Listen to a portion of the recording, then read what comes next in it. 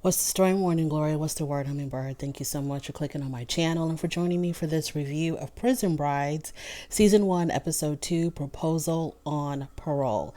Let's get started with Aaron and Michael. Now, Aaron is the hairdresser who moved all the way from Australia to come to America to be with her man, Michael, who has just completed 8.5 years of 8.5 years in prison.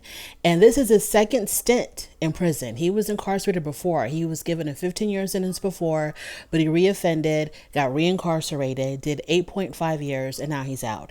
So upon his release, we have Aaron there waiting for him. And we also have his brother waiting for him as well. The only person that's missing is his mother because unfortunately his mom had passed away.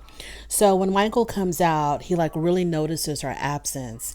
And he's very emotional and he's crying and he's just talking about how he feels really bad about the decisions that he made in life because it cost him time with his mother.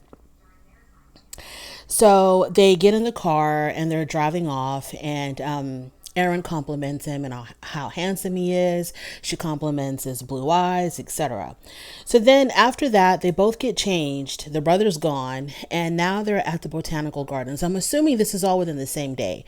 They go to the botanical gardens, I guess to take a walk or something, or just, I don't know why they were there, or if they were there specifically for her to open up her gift.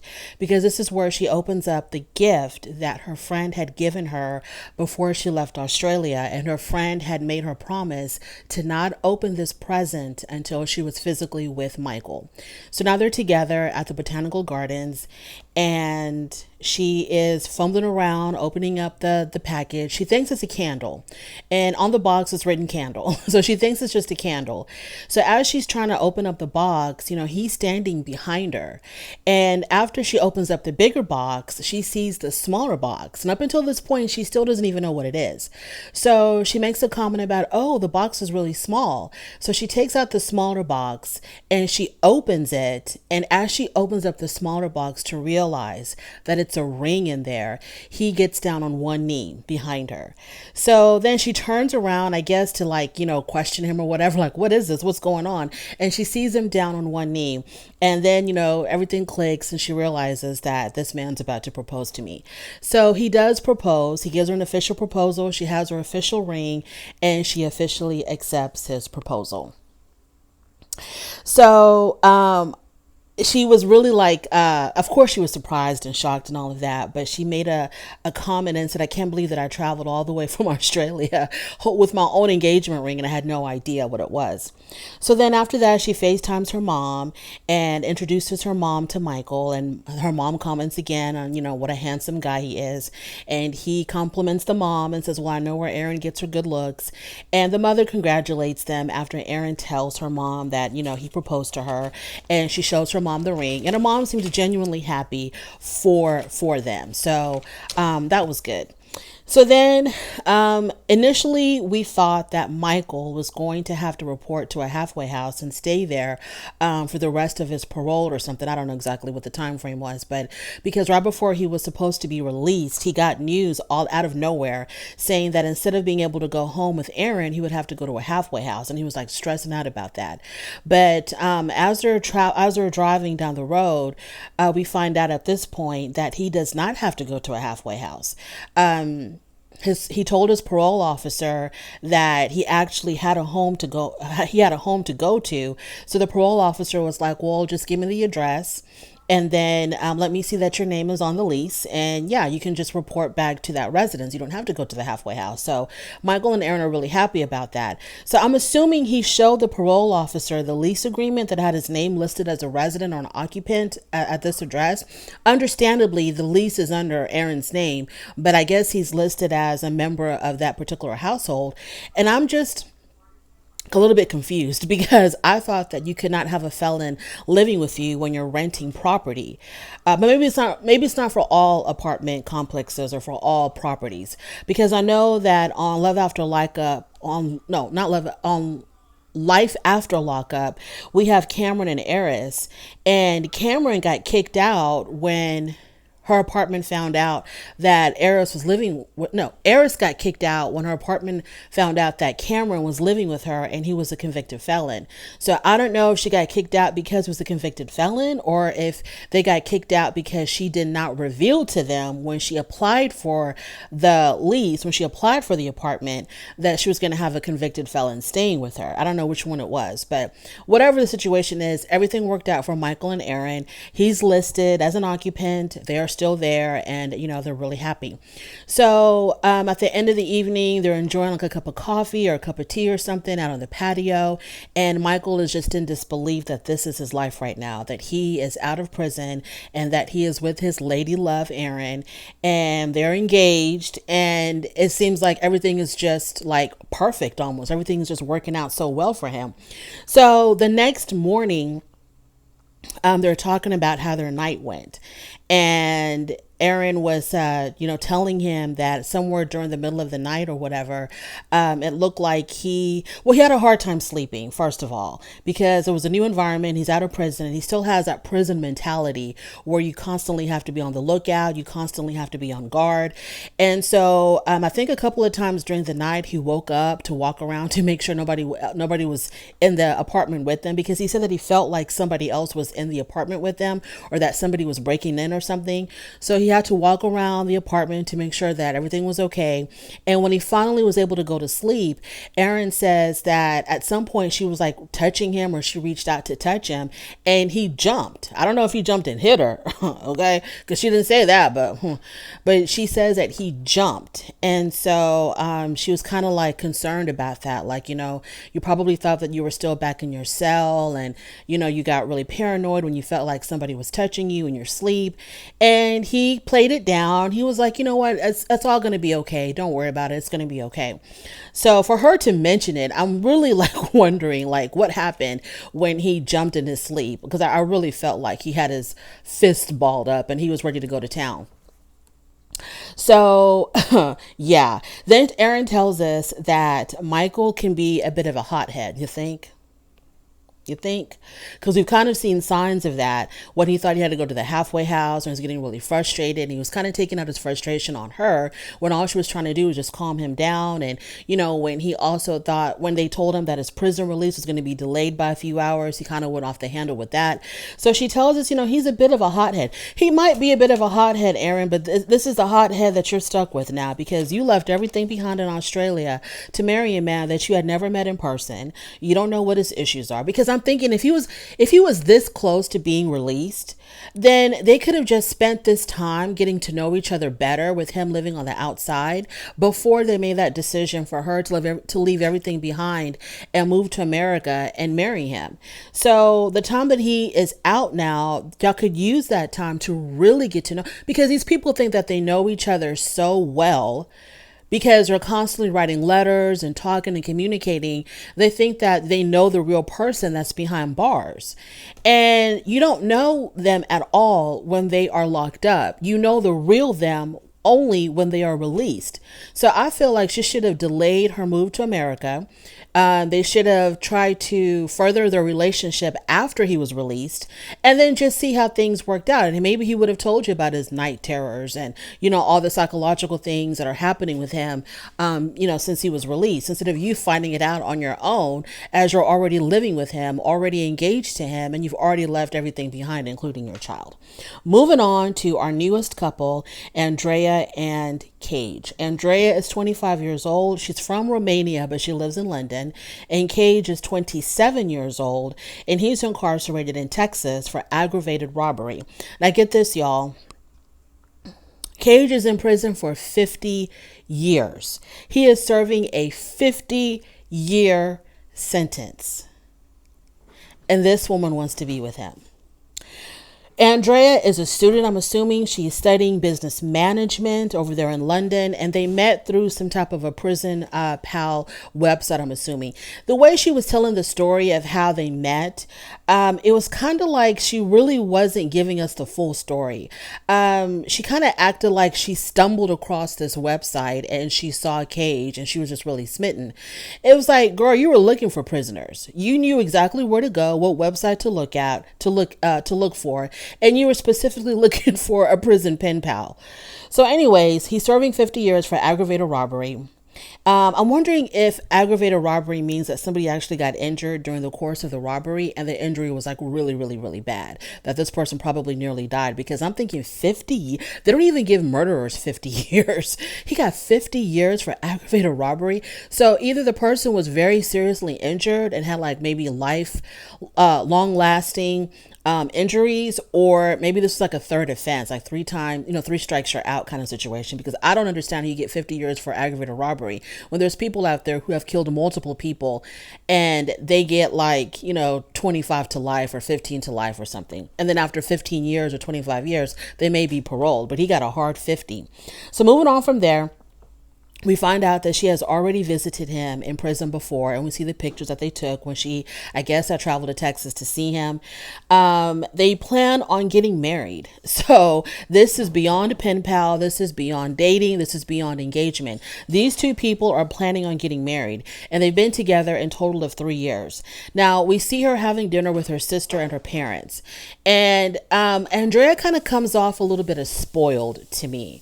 Because the way she was talking to her parents when they were discussing her future with this inmate, I kind of felt like she was unnecessarily defensive.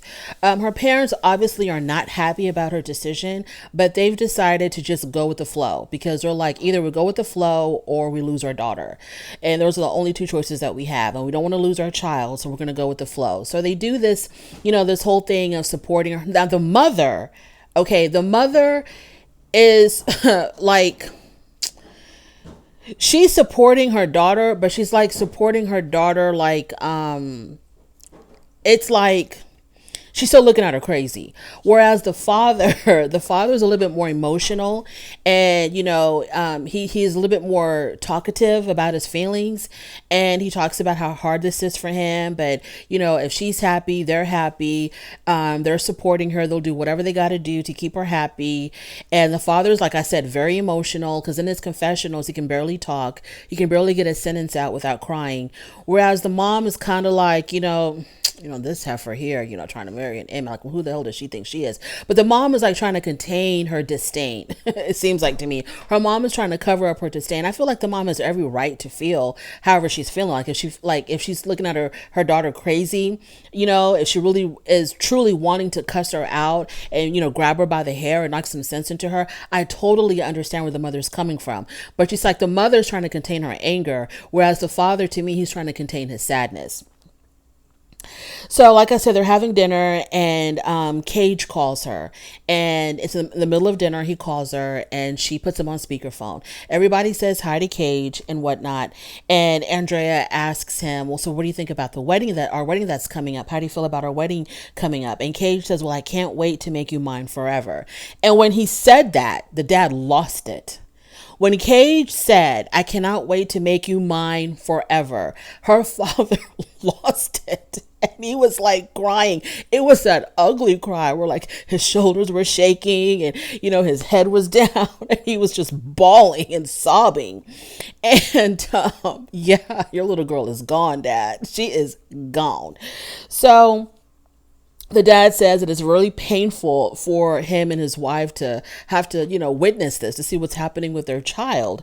And Andrea tells her parents that, she's going to wait for Cage. However long it takes, she's going to wait for him. Even if it takes her whole entire life, she's going to wait for this man.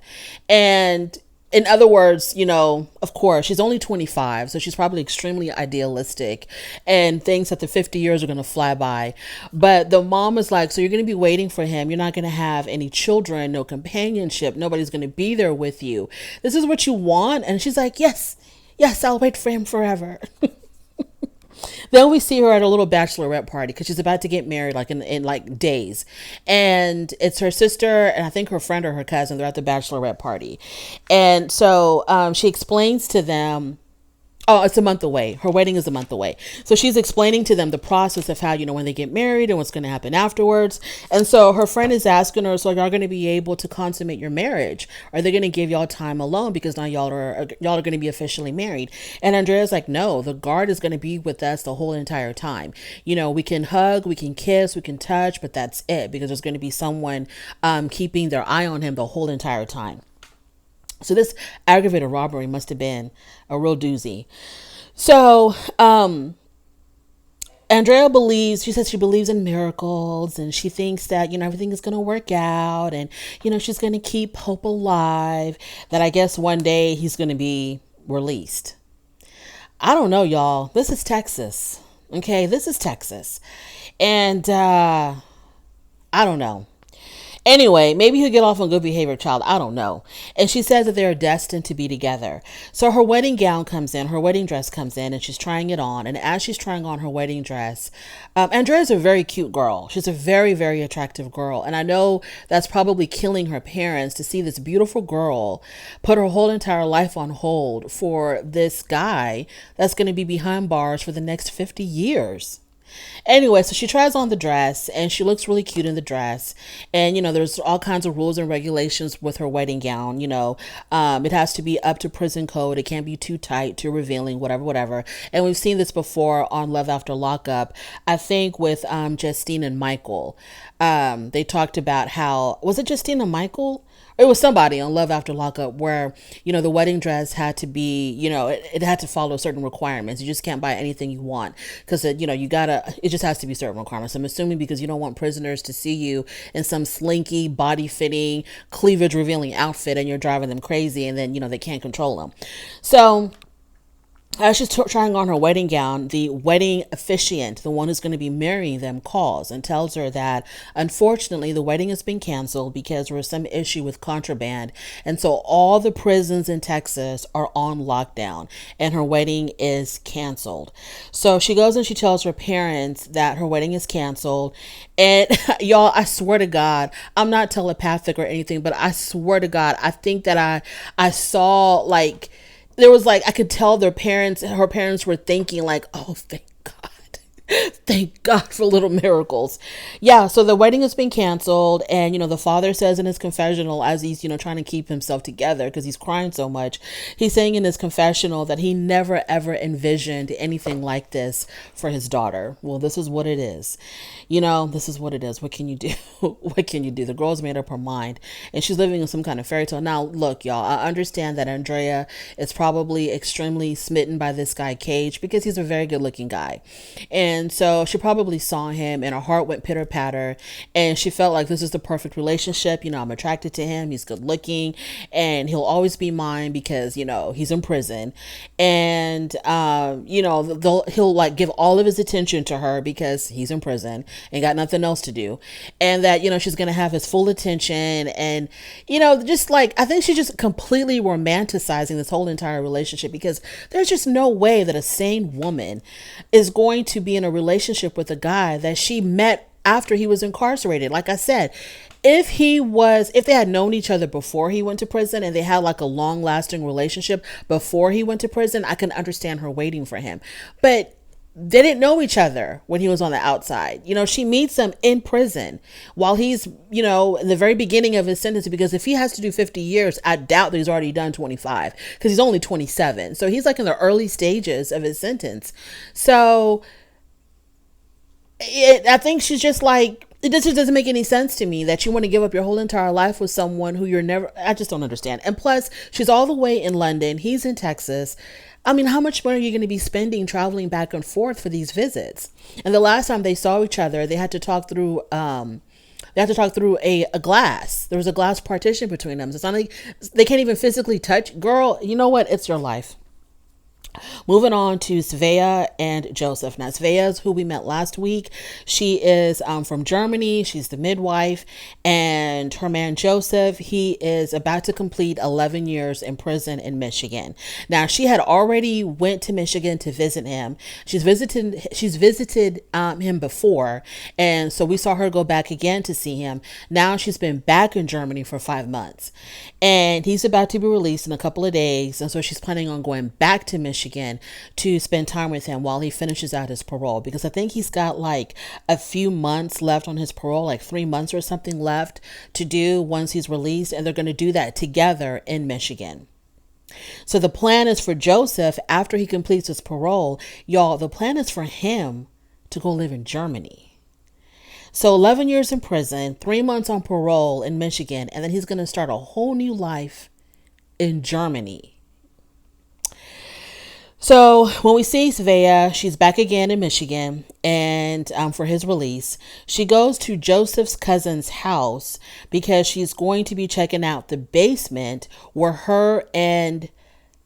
where her and Joseph are going to be staying for the time that he's doing his parole. They're going to be living in this basement. So when she saw the basement, she didn't like it at all. She wasn't happy with it, but it does have a bathroom, running water, etc. But it just needs to have a few more things fixed, and then it'll be ready for them to live in. But as soon as he's released, they're going to be staying in a hotel for a few days until the basement is completely ready. So yeah, that's what the plan is for them to stay in this basement to finish out his parole, and then both of them are going to move to Germany together. And I'm just like, what a culture shock, because it's enough of a culture shock to go from prison 11 years to American society. Now imagine the culture shock to go from prison 11 years to German society. I hope he's going to make it. I hope he's going to make it, y'all. But that's my little review. Thank you so much for joining me. I really do appreciate it. On your way out, please don't forget to rate the video. If you like this content, subscribe to my channel, and I'll definitely talk to you later. Bye.